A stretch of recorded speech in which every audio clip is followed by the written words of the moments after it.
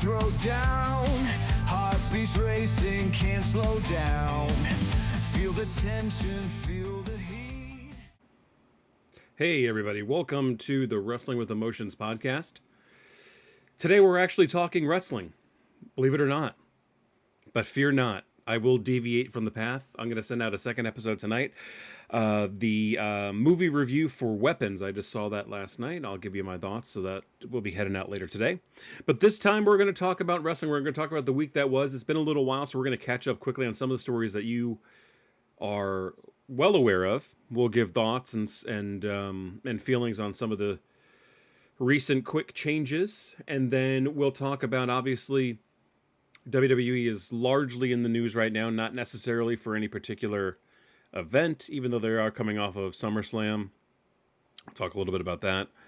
But more so, we're going to talk about the streaming wars and how things continue to escalate from both a price and fan sanity perspective, as we are again asked to shift platforms if we want to continue to watch the WWE product, and at the same time, we're going to be asked to pay a little bit more, a lot more actually, to do that. So we'll break down the cost, hopefully. And either way, we'll give our thoughts on that. But let's go back to SummerSlam and the week that was. Now, I didn't do a podcast on this, but I do quickly want to talk about what a waste of time the John Cena heel turn ended up being. I think a lot of people were still on the fence as to whether or not he was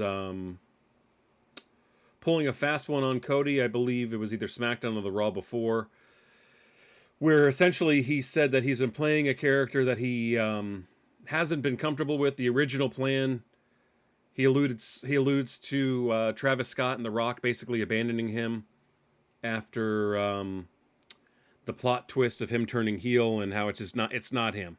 So we're just going to give up on it. What an absolute sham. And I think we'll talk about that too when we talk about maybe SummerSlam and some of the other matches. But I was listening to another podcast, and they brought up a terrific point. And I'll give credit where credit is due. What is it? Wrestle Talk. Sorry. And I don't know if they gave credit to somebody else for saying it too, but I'm not sure if it was their idea. But WWE, and if we just watched and finished the series Unreal, where you get a new behind the scenes look at the wrestling world to include what goes on now. Showing you things like never before. And I know we've had behind the scenes looks before on different things, and a lot of the documentaries too that they do go into a lot of this. So it wasn't, I think a lot of people were up in arms on it, but the reality is there are a lot of WWE documentaries that do kind of pull the curtain back to an extent, to kind of show the fans exactly like what went into it. I think the biggest and most recent case before this came out was the WrestleMania 40 documentary, or 41 documentary, that came out right after the pay-per-view, essentially within a couple of weeks after The Rock, I guess, had his personal edits or a review and blessing. So with that said, it's not uncommon for what we've seen now to get a little bit more of an inside look into the world behind the scenes. I just think that everybody knows kind of what's going on, but I think some people were surprised to see, especially like the writer's room type stuff and the whiteboard of planning stories, and just some of the things too that were so contrived and felt so forced on there and fake. The whole story around Jey Uso constantly being blown up and unconditioned for his matches. Come on. Yes, there were some signs of that truly when he would have certain matches, but I think to the extent that they kind of played that up was a little over the top. The same thing with the Tiffany Stratton, Charlotte Flair blow up around her talking about divorces, saying it went a little bit too far. They didn't show the week before when Charlotte basically railroaded her in her promo segment. I actually think I came out on top looking at Charlotte in a different way in this. Maybe that was on purpose. Probably was. But anyways, let's talk wrestling. So we go into SummerSlam, and I think widely regarded John Cena and well, John Cena has his best match. I think they have the match that we all really wanted at SummerSlam. Bell to bell, a really terrific match. No interference to speak of that I can remember. Um, Back and forth in terms of like uh, using different methods to get the win. I think this format of a street fight allowed Cody to kind of do different heelish things without turning heel, in order to make sure that he secured a win in a fashion that he was no longer willing to do in other matches. And then, of course, the big surprise of the night, and I thought very cool. This is night 2, by the way. Seth hits the ramp on crutches with Paul Heyman. So as soon as he popped out, I was like, oh, I guess okay. They're at least going to show him he's here.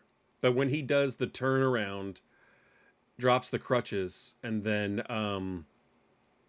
heads to the ring, I was like, oh man, they crushed this.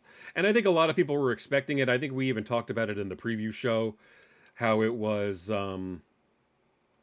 anticipated to a degree that they were going to try to do it this way. I think it was brought up as soon as Seth went down on Saturday night's main event. So not completely blown out of the water that it happened, but the way they executed it was awesome. And then of course, on top of that, you get the return of Brock Lesnar to close that show out. So obviously that to me was the bigger surprise of the two. I think people had reached a foregone conclusion that he was no longer going to be with the company, but apparently he was cleared to come back about a month ago. And cleared, I think, from a legal standpoint of any wrongdoing, I guess would be the best way to describe that. So there we go. That's where we're at. So now let's head into Raw. We have an opening promo between LA Knight and Seth Rollins, and here's the thing that is going to suck. It was nice for a while to have Seth Rollins not open the show with a long promo that goes nowhere. At least this one got us into a title match with LA Knight, who the fans have been crying to see, get his comeuppings or get his due, I should say. That's the other way around. And then you go into another boring bout between Sheamus and Rusev that ends in a double count out because they're beating each other up on the outside of the ring with a stupid fucking pummels to the chest. It's so boring. It is absolutely boring, and Sheamus is, I think, and still can be good. Rusev is one-dimensional completely. Both of these guys are, but Sheamus has a better personality, way more better character development. Rusev showing you again why he is a low Carter. He's not even a mid Carter. You get some matches between Grayson Waller, who's now in singles against Penta. Penta, of course, wins that. There's no way he's going to lose that.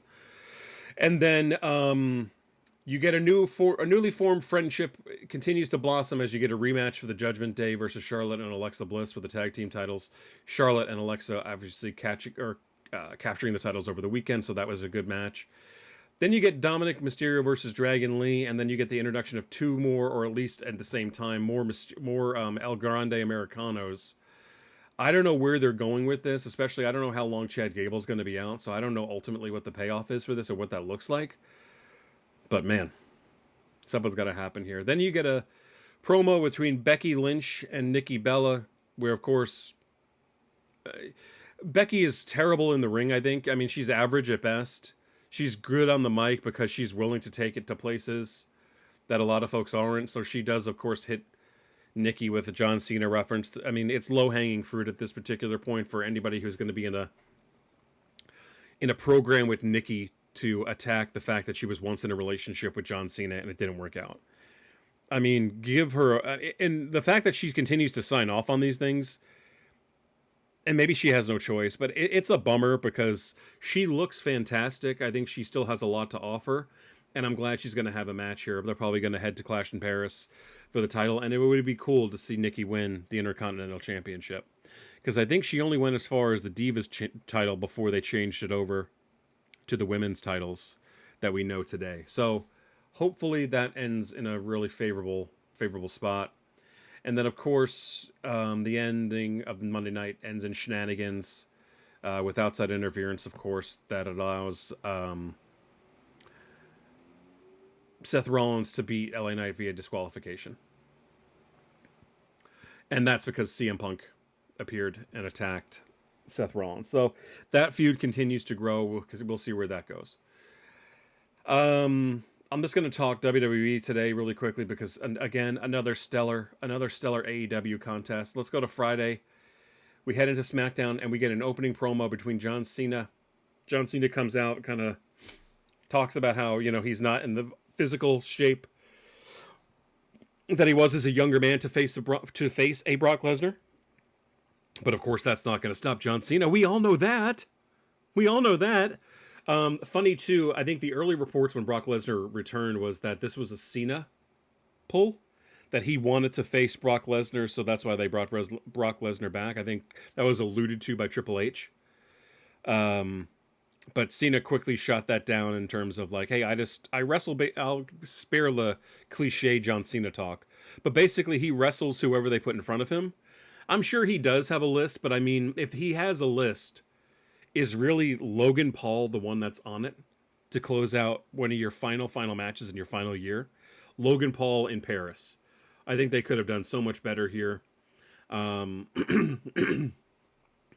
But again, I think they'll probably wait to pay off the Lesnar feud at a bigger pay-per-view, at one of their core four probably. So that'll still build, I imagine. I'm sure he'll interfere in some way in Paris as well. So we have a tag team match set up between Cody Rhodes and John Cena against Logan Paul, Drew McIntyre. Spoilers at the end of the night, that ends in a low blow win from Logan Paul and Drew McIntyre, or a disqualification, I believe. And they beat up Cody on the outside. I'll spare the SmackDown tag division. I'll spare you the Sami Zayn versus Solo Sikoa United States title match. They keep jobbing out Sikoa. I mean, he's clearly a heel champion, but he doesn't win any of his matches, or barely does, and it's not working in my opinion. I mean, the Bloodline to me is over. Seriously, they continue to push these guys out there. It is boring. The Bloodline is Roman Reigns, Jimmy Uso, Jey Uso, Paul Heyman, and Sami Zayn as the honorary guy. By continuing to push the narrative that the family continues, I think is really starting to irritate and burn out a fan base that doesn't care about this. Truly. I don't know what else to say there, but I think it's time to kind of move on with that storyline. And then let's see here. From there, we head to, Charlotte Flair and Alexa Bliss. They have a little celebration segment for Alexa's birthday in the ring, which is eventually crashed by Chelsea, and then Charlotte and her will have a match. But they bring back the old Charlotte puppet that Alexa had introduced several years back, furthering the friendship and further pushing Charlotte into more of a face position. Charlotte, of course, defeats Chelsea. Chelsea's, of course, awesome in this match. And then, of course, we have the final match of the night that we just talked about. So overall, decent night, I think, in comparison to some of the other SmackDowns that we've had of late. This is a better one. I think top to bottom, you had at least the stars that people wanted to see. So I think that is good. And everybody seemed to kind of play the hits a little bit and sets up a number of things for Clash in Paris. So that's good.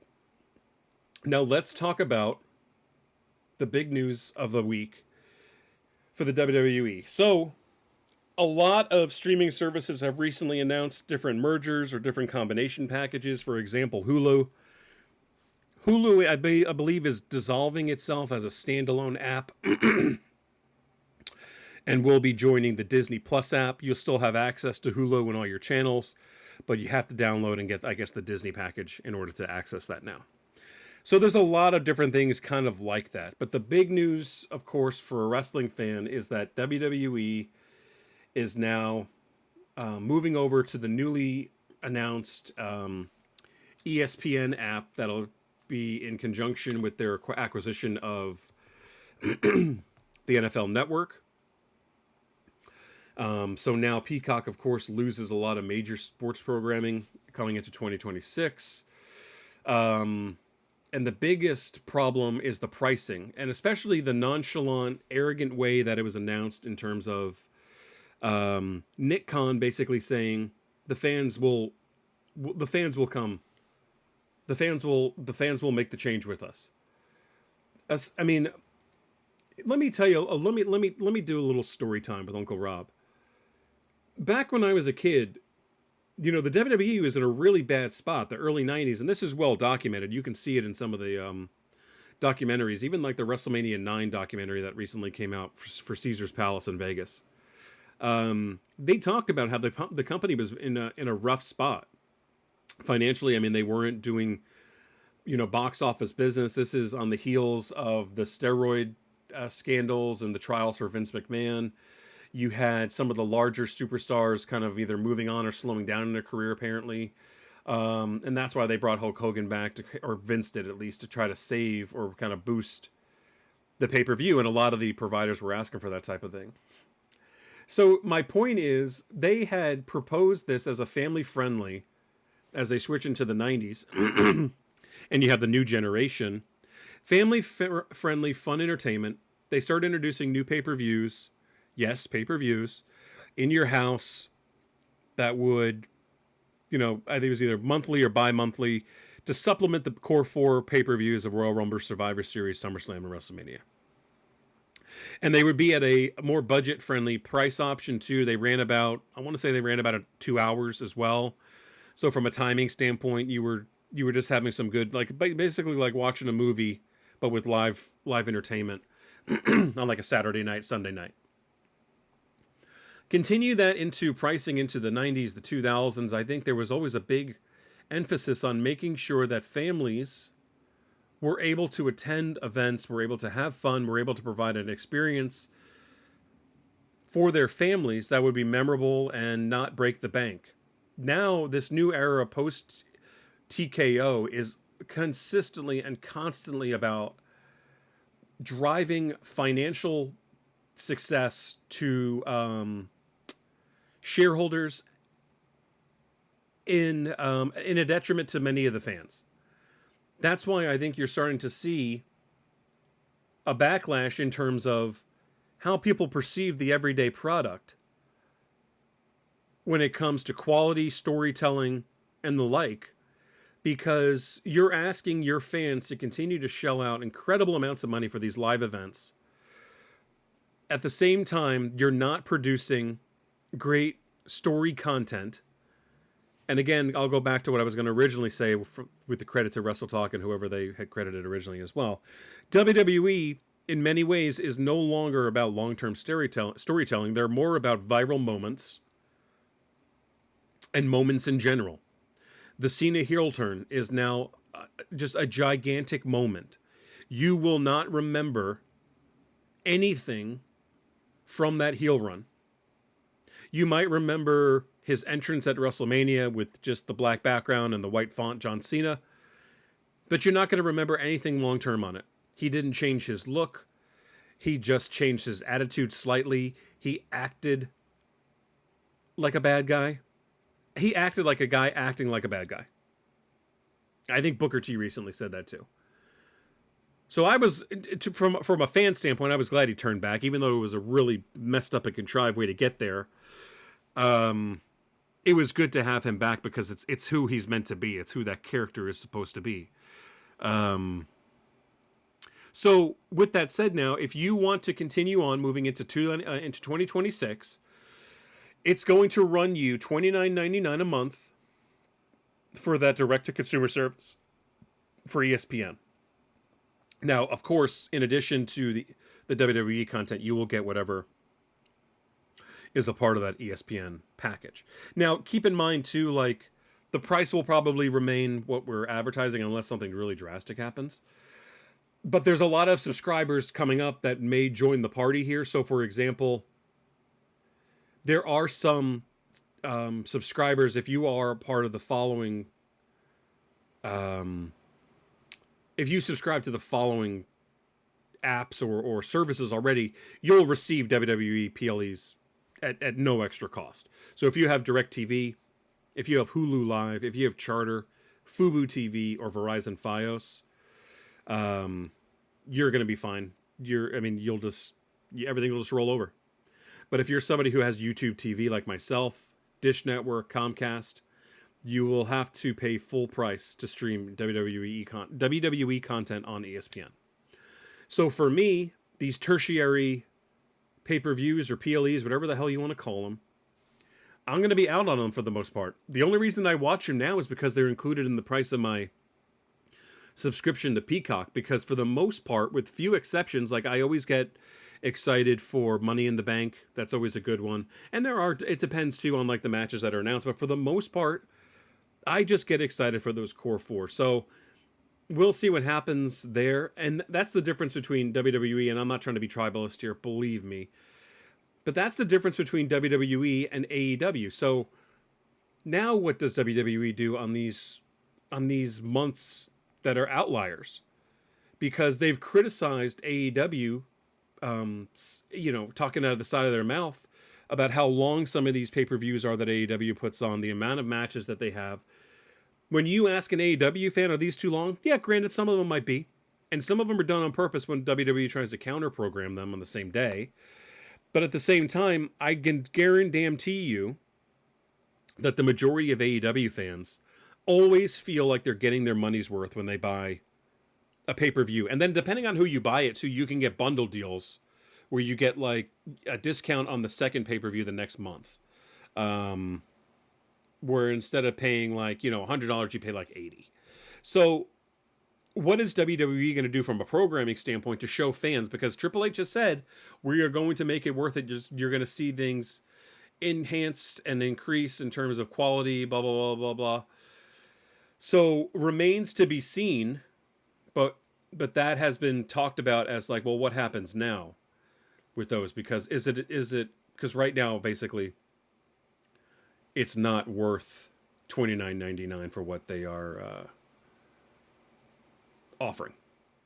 So it's frustrating from a fan standpoint, especially the way Nick Khan said it. Basically, just basically shut up and pay for it. You're going to pay for it. Our fans are going to pay for it. What are we even talking about? It's just incredibly, incredibly disappointing. As you continue, and it just falls into a line of changes and disruptions to a product that many of us have known our entire wrestling fandom. I've already documented my history and how long I go back with wrestling, especially WWE, WWF. So I'm not going to rehash that. But I mean, all the changes and all the sponsorships, specifically the stuff that's tattooed to the ring. I mean, it is so much that you're forcing down the fans' throats and you're expecting them to just take it because, hey, this is it. This is the product. That's why you hear so many fans like calling for, and this is ridiculous, and this is like, people don't understand like business 101. Oh, someone needs to come buy back the WWE property. Dude, it's not that it's not that simple. It's not that easy. So I will give credit where credit is due from an expansion standpoint. Things continue to grow. Now there's rumors too that are infuriating if they end up coming to fruition of having 2 WrestleManias in a year so that Saudi Arabia can have a WrestleMania. And then we have one stateside or London or wherever that might be. To me, that is so ridiculous. And I really hope that's just an online rumor that they are not truly considering, because that would totally diminish the product. I mean, people look at WrestleMania with such high regard, whether you're in just in the industry in general. It doesn't even matter which promotion you're in. Like, it is a big, big, big event. It is the Super Bowl of that year. So I think it totally diminishes it by if you add a second one just for the sake of another country feeling like they got what they're paying for. It's gross. But anyways, we'll see what happens in the weeks to come. I am, like I said, at least happy with the first two nights. What was the big surprise on night one? Oh, night one was the Seth Rollins. Oh, what did I totally mixed this up. So I apologize and blast me in the comments. So night one is when Seth Rollins pops out because he comes out during the CM Punk Gunther match. Sorry. Good Lord. Yes, so CM Punk comes out. So CM Punk wins the title for all of 5 minutes before Seth Rollins comes to claim the throne. The next night is John Cena, Cody Rhodes. Cody retains, leaves the ring. John kind of gets a quick send-off from the crowd. A thank you Cena chant goes off. And then Brock's pyro and music hits. And then he jumps Cena in the ring and we get that set up. So I apologize for mixing that up. It is early my time. Either way, I hope you guys have a great week. Let me know your thoughts in the comments. I mean, what are we going to do, right? I mean, are you ready to jump on board and go ahead and sign up for that $29.99 a month? And now on top of that, I forgot to mention Peacock has decided that, hey, we're going to raise our prices for the rest of the year as well. So they're going to get their money while they can. Especially because they know a large amount of their network is probably WWE-based fans. Man, this sucks, dude. I wish the days of the $9.99 network were back. Hell, I'd even pay the same price for just its own standalone app right now. It was so good, easy to navigate. You could find anything you wanted on there. Easily find content related and catered to specific superstars. Maybe a lot of that starts to go over to Netflix. I'm sorry, YouTube in the vault channels that they've created for WWE, WCW, and I think they're going to do an ECW one from what I've heard, which would be cool, but we'll see because it'll probably be massively edited. But if the content is on YouTube for the most part, that satisfies me to an extent that I can pull on. I mean, I just bought WrestleMania. I bought a series of early WrestleManias on DVD in preparation for things like this, where you can't find content or get content at the ready because someone controls it. Now I can watch WrestleMania 6 unedited anytime I want. WrestleMania, 7 through 11, I think I have now forever. But let me know your thoughts. I know I just went off on a tangent. I hope you guys have a great week. Enjoy the product. AEW is rolling as well, having a great time, and the ratings surely prove it. There's good things happening there. Thanks to everybody that listened and watched my figure review for the big rubber guy Matt Cardona figure that was exclusive to WrestleCon. That's up on the YouTube page. Please consider liking and subscribing. I certainly do appreciate it. This is simply just a hobby. It's a release and it's fun. And I do like doing it. And that's why I said I'm also going to add in later today, we'll drop the review for Weapons, the movie that just came out from the director of Barbarian, if you ever saw that. So everybody have a great week. Enjoy the rest of the weekend. We'll see you next week. Stay up.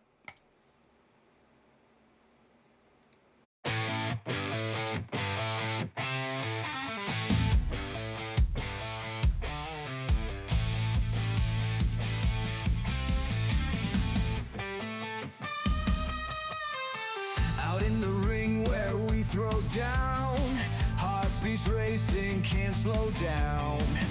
Feel the tension, feel the heat, emotions hitting on repeat. Wrestling win with our inner fight. In the spotlight every night. Voices shout and bodies clash. In this world, emotions crash.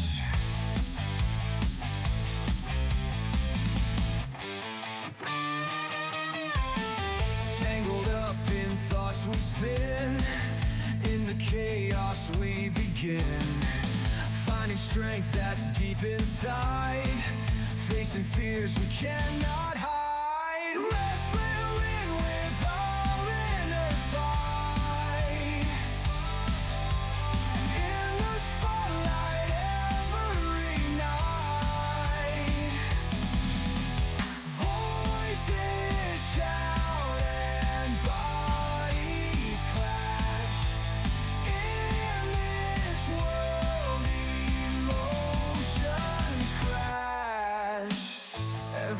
grapple, every hold tells a story to be told.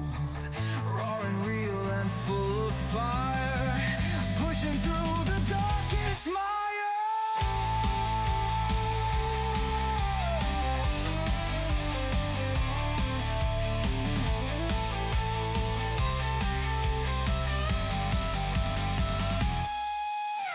Wrestling with our inner fight, in the spotlight